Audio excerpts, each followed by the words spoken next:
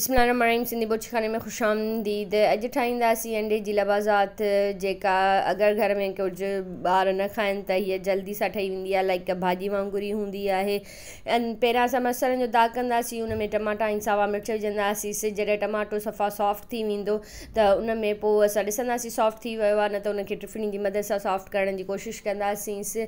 उन में सावा मिर्चनि सां गॾोगॾु असां ॻाढ़ा मिर्च, हेड, लूणु विझंदासीं। उन खां पोइ अंडे खे हीअ जेका मौसम आहे गरम आहे, इन लाइ अंडे खे फेंटे ज़रूरु ॾिसिजो या उनखे ॾिसिजो त ख़राबु त न आहे। उन खां पोइ अंडा विझी ऐं थोरी देरि जे लाइ रखी छॾींदासीं, छो कि हिननि खे घुमाइणो न हूंदो आहे।